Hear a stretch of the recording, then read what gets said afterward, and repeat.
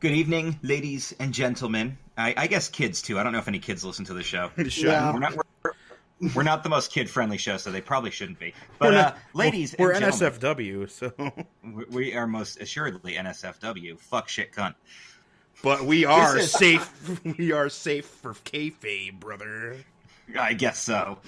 This is our 293rd episode. We are only 7 episodes away, counting this one, from the big 300, where the episode will probably be titled, "This is Kayfabe!"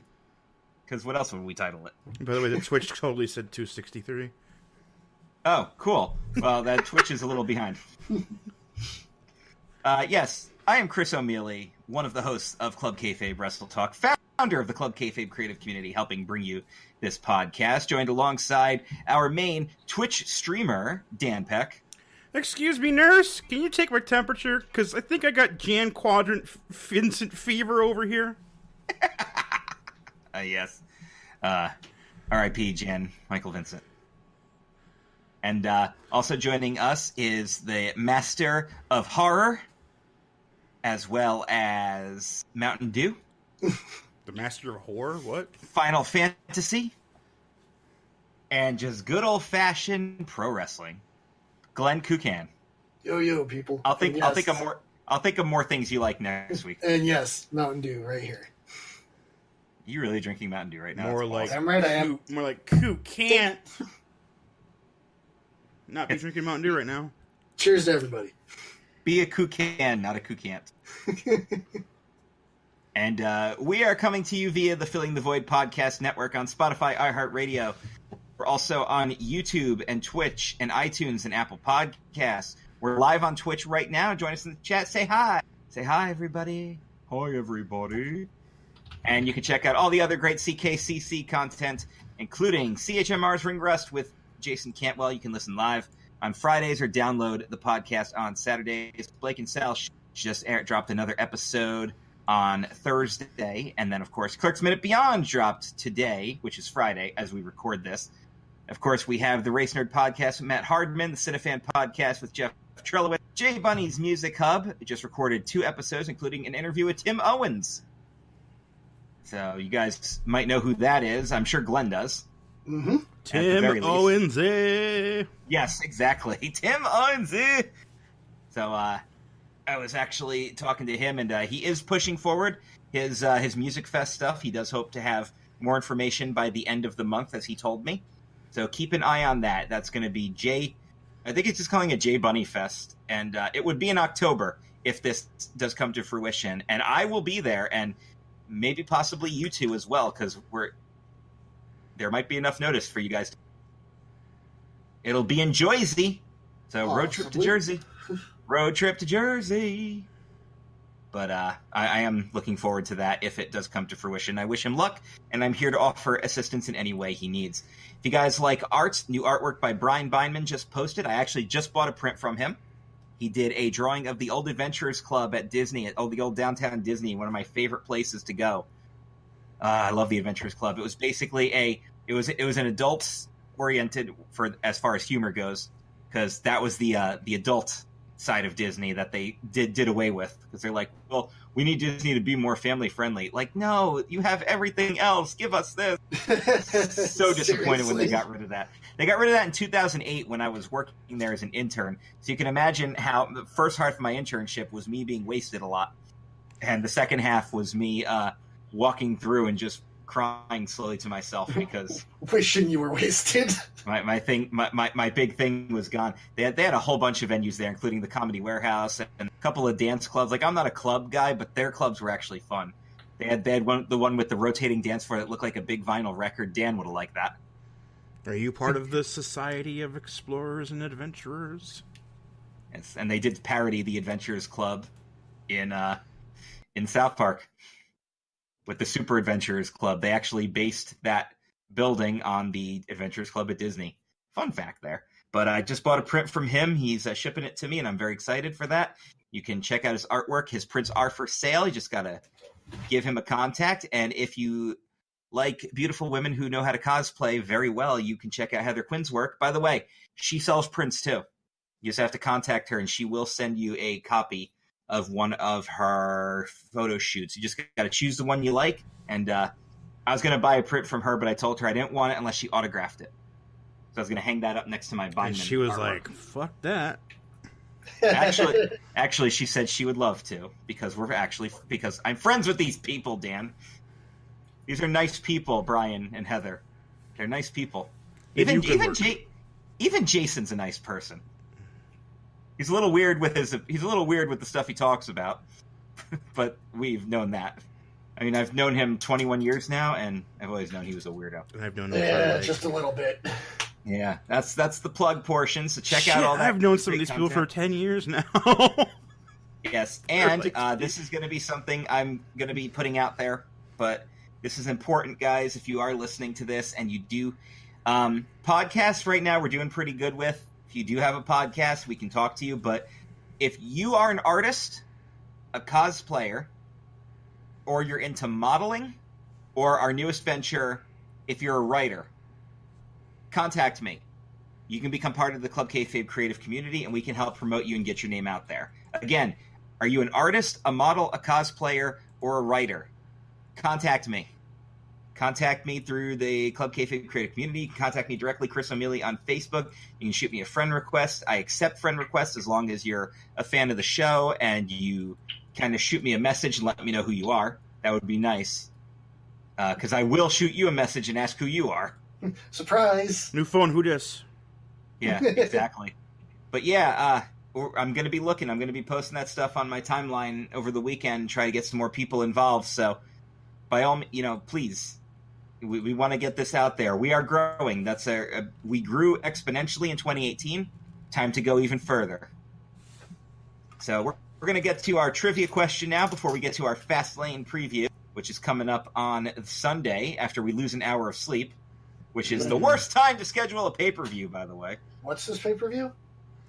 Oh, Dan. Its name is Fastlane. Vroom, vroom, vroom. By the way, Cantwell, stop stealing all of our jokes. Hashtag Fastlane Vroom Vroom Vroom on his Ring Rust stuff this week, and I'm just like, really? You didn't come up with that one yourself. We don't steal any of his stuff. But I guess that means he's not funny enough to steal from. Anyway, just kidding, buddy. Just kidding. But yes, this week's trivia question with Dan Peck is one I don't even have a guess for. Actually, I probably do have a guess, but I have a guess. You will not be surprised by the answer, even if you don't sure have I it. won't.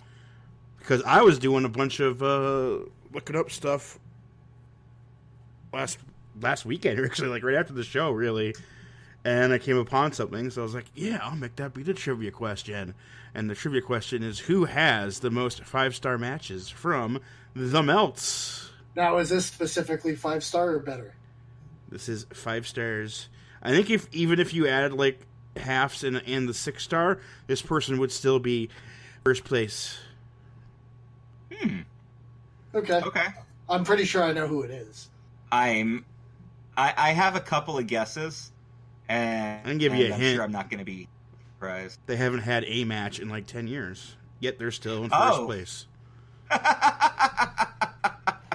Then I actually don't know the answer, because my guess was going to be AJ. Oh, my guess was going to be KO, Kenny Omega. No, I had a feeling. I wasn't thinking KO. I had a feeling that was going to be. That wouldn't have been the case. No, I actually don't know then.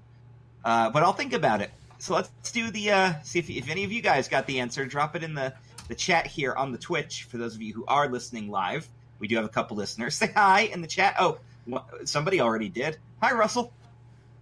So at least someone's paying attention to me. Jeez. Yo, yo, yo.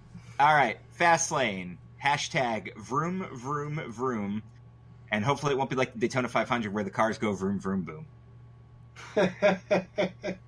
All right, 2 matches on the pre-show. A lot of talent on the pre-show. It's the first thing I noticed. Ray and Andrade in a singles match, which will just tear the house down like they always do. Has Ray been doing anything since his return? He was in the U.S. title match that Samoa Joe won. Okay. And he's also been feuding very heavily with Andrade.